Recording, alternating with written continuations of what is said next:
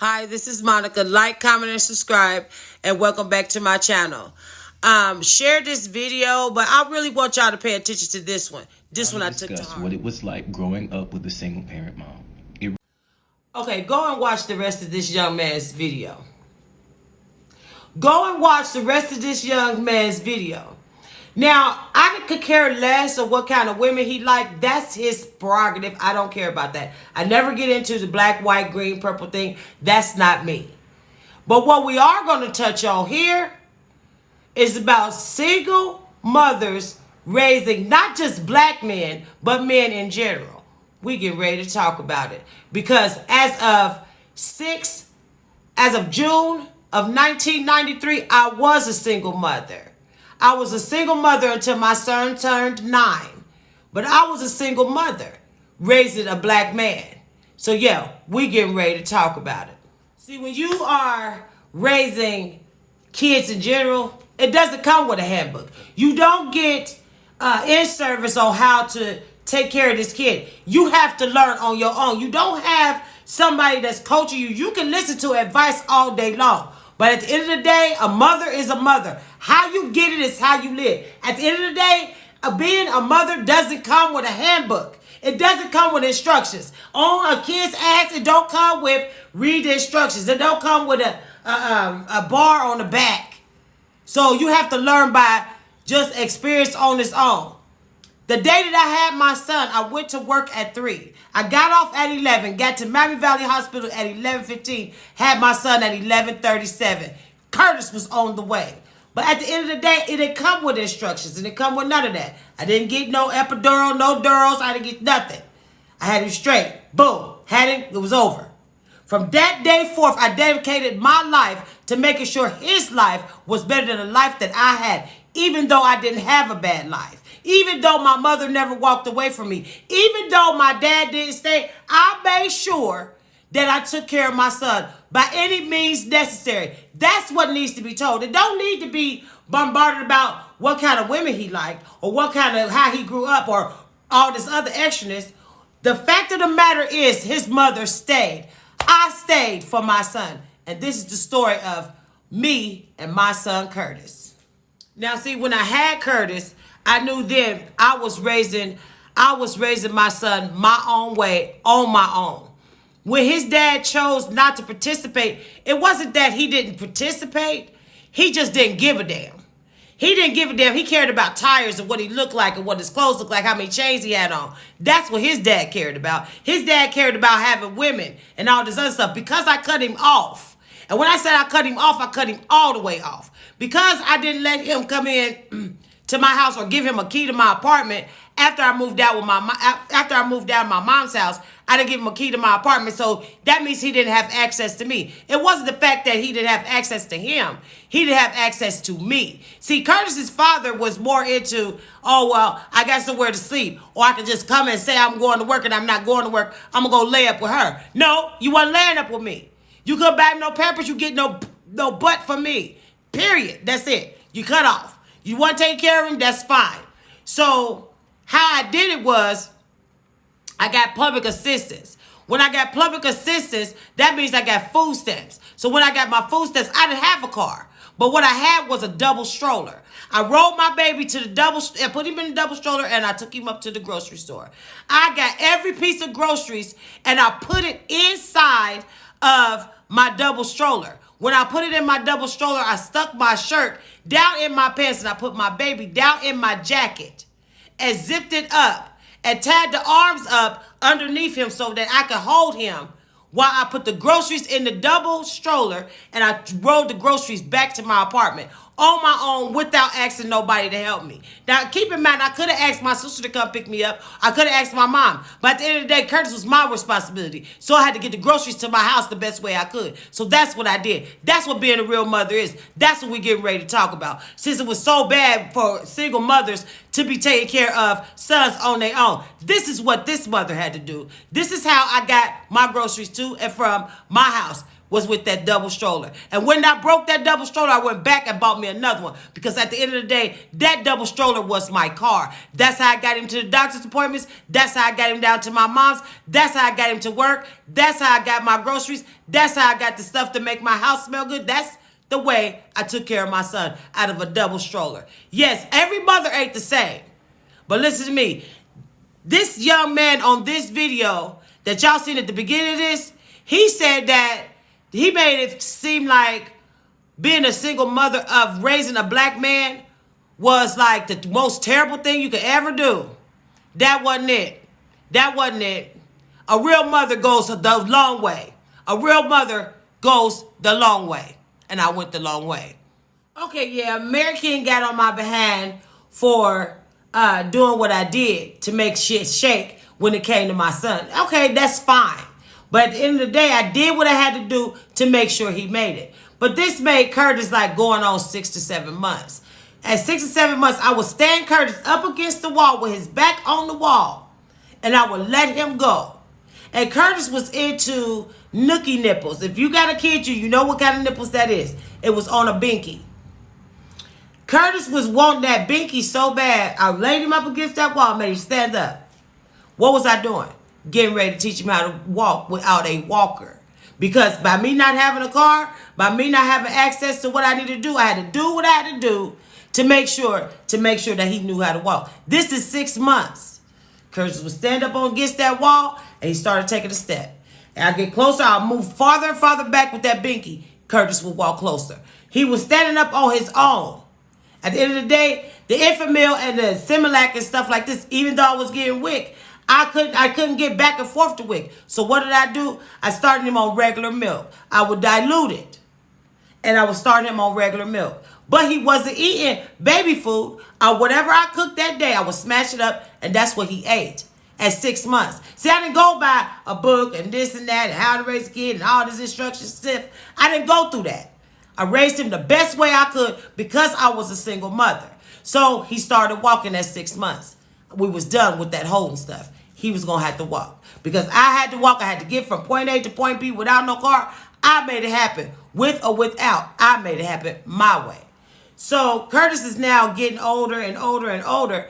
Now he's like 1. Pampers, I've told y'all.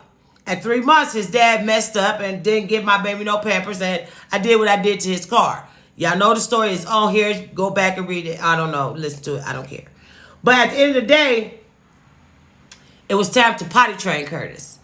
Curtis was being Pampers. Anytime your kid will bring you the Pampers and the wipes, oh yeah, it was time for you to come up out of them Pampers. We didn't go from Pampers to pull-ups. We from Pampers to underwear. Because at the end of the day, I had to cut corners because I didn't have the resources that people have today. I didn't have that. So this is what I done. Every 2 hours, I took a regular dishwashing liquid bottle. I kept it in my bathroom. And because he was a boy, I didn't want him to sit down on the toilet and pee. I wanted him to pee like a regular little boy. I went and took a milk carton crate and I put it in front of my toilet. Curtis would climb up on the toilet and I would stand on the opposite side of the toilet with a dishwashing liquid bottle and I would hold it like I was peeing. He would pee just like I was peeing because he thought I could stand up and pee. It was a dishwashing liquid bottle. And before anybody say anything that's really going to make me mad, listen to me. His dad wasn't active. I never asked him or called him like, hey, Curtis need a potty chair. No, I didn't. I did it my way. And when it came to Curtis and that dishwashing liquid bottle, it took years for me to explain to him why I was peeing sitting down and he had to pee standing up. So that's what I did. When it came to Curtis getting a bath, the rim of the bathtub, to this day, my son would tell you, if he ever get a description where he ain't, but he, it is what it is. I was his mother. He would get in the bathtub, and in order for him to wash up, he would wash up like a female. He would put his leg on the top of that, on the side of that tub, and he would wash. But I taught him the best way that I could. I didn't have an instruction book. I didn't have a handbook. I didn't have a class on how to do this because you are a single mother. There's no such thing as that. So when you're a single mother, you do what you got to do to get the job done. That's how it was. When it came to Curtis and having to poop, I put a pillow on the back seat of the toilet, and I sat him on that toilet, and that's where he would be. He would be sitting on that toilet all day. But because he was a boy. I couldn't just not let him see because he was growing up with me. I still want him to have that experience of being a boy. So when Sega came out with the Sega game, I made sure to save up my money and I bought him one. It was used from a store. It was used. But by him being so little, he didn't know that the game was used. He thought the game was new. Boy, was he excited. Because Curtis knew what video games was, because every other weekend I would take Curtis. Monique would come and pick him up, and she would take him to her house where Bubba was at, and Bubba had a Sega game. So he taught the boys how to play a game. But when Curtis came home, he didn't have a game. So I saved up my money. And because I had got me a TV from Rent-A-Center, it came with the plugs on the back where I could hook up cable and the game. Now, I put the game on my TV and I taught Curtis how to play it. And to this day, Curtis, if I wish he was here, Curtis would tell you, me and him played Mortal Kombat until I could tell you that down, down, circle, circle, square, square, push, that was a finishing move on there. Because me and my son would play that. And that was the time that me and Curtis was bonding. That's was the time that me and Curtis was doing what we had to do. Yes, I was a video gamer because my baby was one. So I let him do that. I let him watch football. I let him watch basketball. Curtis was never into basketball like that, but he played basketball. He played basketball until he got a stomach like what he got now. But he played basketball. Curtis liked football. He don't like the same team that I like, but nevertheless, I raised him as a boy. Now, by the time I moved to the projects, and I told y'all when I moved to the projects how the people was in the projects. Curtis had 5 little friends that he hung out with. Monique, Bubba's brother had kids with the lady across the street's sister. So Curtis grew up thinking that this little boy and his brother them was his cousins, which rightfully so. They had the same last name as Monique's kids. Okay. So that was a plus for me because he got a chance to play with them. Now, this one particular day, before I tell y'all that part, with this young man that was telling this story about how his mother wasn't no good and she kicked his butt, this was one of the times that I had to put my foot all the way in Curtis's behind until when he sneezed, you saw my shoe come out of his nose. This is what he done. Curtis had 5 little friends. Curtis came in the house. He ran in the house. He was like, mama, mama, mama. Now, all the little boys was 7. He came running in the house. Mama, I need $2 for the ice cream truck. I'm like, okay, Curtis. I gave Curtis the $2. I watched Curtis walk across the street. Him and the other 4 little boys walked across the street. Now, keep in mind, Curtis is still friends with these little boys. He still see them. One of the little boys recently got killed in gun violence, but nevertheless, these are the little boys that Curtis knew. These little boys, each one of them got $2. That made them all together have $10. Curtis was across the street. I will never forget this. Boy, I cannot wait until I see Mr. King. He came in my house. When he came in my house, he leaned over on the couch and he was laughing. 7, laughing. I mean, he was laughing. But the smell that came in once he closed the door behind him is what I was concerned with.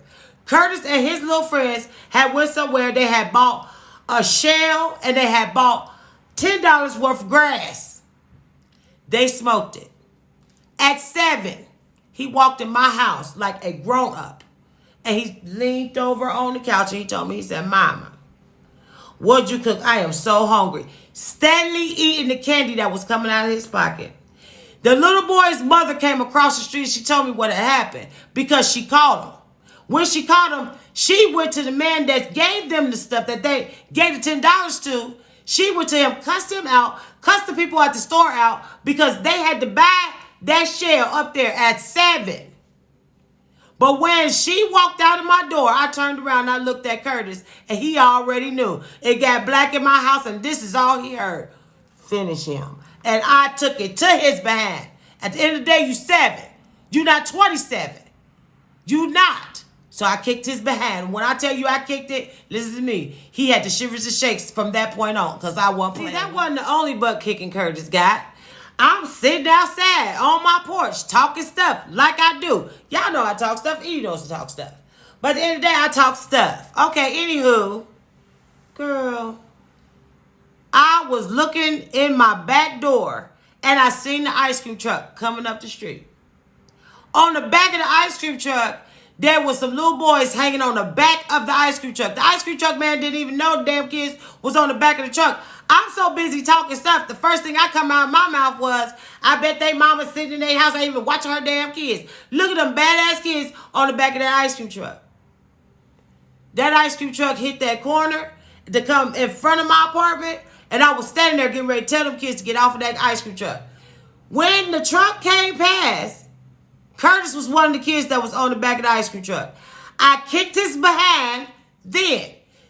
At the end of the day, if your kids is bad, whether or not they bad or not, discipline is discipline. And if you had to do it on your own, then I tip my hat off to you. See, he said that she used to kick his butt, make him rub her feet and all this other stuff. See, Curtis wasn't like that. I didn't make him rub my feet. I never thought of Curtis as a man. I thought of him as my son.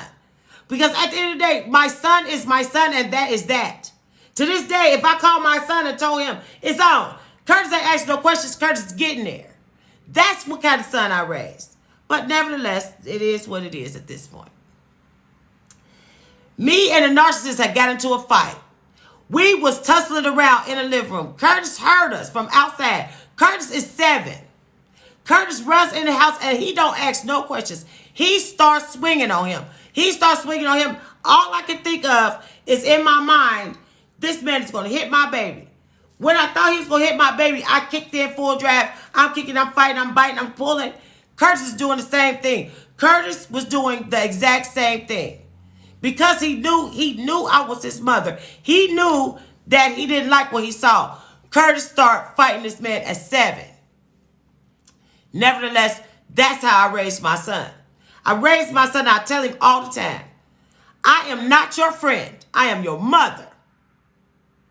You can't be your kid's friend and be their mother. So at the end of the day, it didn't come with no instructions. It didn't come with no handbook. It came with whatever you had to have where you got it from. Nevertheless, that's how I raised my son. So when this man was talking about how his mother wasn't no good and she didn't do this and she didn't do that, she didn't leave him. Not once did he say where his dad was at. Not once did he say that. But he made sure to downplay his mother, even though she stayed. Whether or not she did it right or wrong, she stayed with him. See, a lot of decisions that I have made when it came to my son, they wasn't the right decisions, no. Was they the way that you're supposed to raise your kid? No. Did I get children's services called on me? Yes. Did I beat the case? Yes. But at the end of the day, that is what makes you a mother. Whether or not whatever mistakes she made, those was her mistakes. Just like I keep saying, it doesn't come with instructions. You raise your kid the way you're supposed to raise them, and that's how it is. Your kid is going to turn out the way that they are. Curtis can say sometimes that I was wrong, I was dead wrong. And I will agree with him. Because 9 times out of 10, I was wrong. Dead wrong. But I got him to where he's at today. To the point where me and my son don't talk every day. I have to remind him that I'm his mother to call me. Because he's so into himself. Curtis, he'll call me. Mom, what you doing? You understand? Mom, what you doing? I went on a complete high-speed chase. Chasing my baby's car around Dayton, Ohio. Because somebody chose to steal it. So I had to chase it. Like Daisy Duke, I'm hopping in the car. I could be laying down. Curtis called me. Mama, I just seen my car. I'm up. We just send out the signal. Curtis' car is on the move. We trying to find his car. This was like 2 years ago. If Curtis is 28 now, that made him 26. I'm trying to find my baby's car at 26. I don't know if these people got guns or not. I want my baby's car because you got my baby's car. So I'm chasing the car. But at the end of the day, the bond between a mother and her kid is forever. Mary King pisses me off every chance she gets. Every chance. But I love her dearly. If she called me today, I'm coming. And I ain't asking no questions, I'm coming. So at the end of the day, when this man was talking about how he dogged his mama and said this stuff about her, but he kept saying a single mama, single mama, single mom. And this is why black men don't be with black women because of the way that they was raised by them. That's a lie. Because no matter what mistakes I made with raising my son, my daughter made us a seafood boil. And I don't know if I told y'all, but I am highly allergic to seafood, especially crab legs. She made this. I had went on my birthday. Edie took me to the Cincinnati place to get a seafood boil because that's what I wanted. But I was very careful, and I told him I was allergic to seafood. So I had to sign a waiver and all this other stuff. I didn't break out. So that whole week, I think I made a seafood boil, I ate it. But then my daughter came by and she made a real big one. We all sat at the table, and I indulged in seafood boil with my family. Yep, that's what I did. I act like I didn't need the EpiPen, but apparently I did. All of a sudden, I felt my eyes was feeling funny. So I turned to Edie, and this is what I said. Now, this part of the story, I'm going to let y'all hear Edie talk about it. And then after she tells this part, I'm going to tell you exactly what had happened. So, we get through eating. We come down into my man cave. So she asks me, she says, "Babe, is my eye swole?" I said, "Yeah, baby, it's a little swole." I walked to the back of the basement, came back, and looked at her and said, "Babe, the other eye swole." She said, then I looked and said, "Babe, your lips is swole." Then all of a sudden, the allergic reaction was in full effect. She went to try to breathe. She wasn't breathing right. We started panicking. Had to call the squad.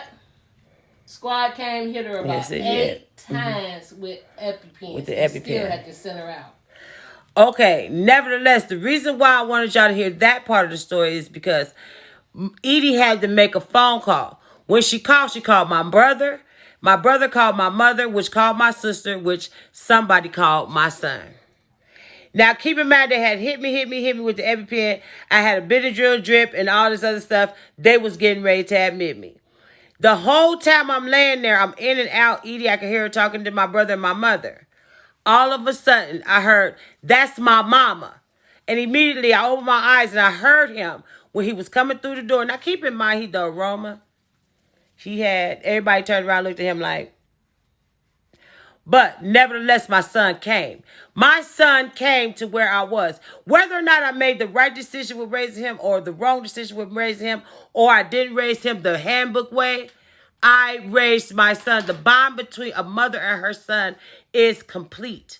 The bond between a mother and her kids is everything. For this young man to not give her credit for anything, I think this is the reason why I made this video. I made this video because somebody had to speak up for the single mothers that raise their kids. At the end of the day, that may have been his experience, but he can't say that's everybody's experience.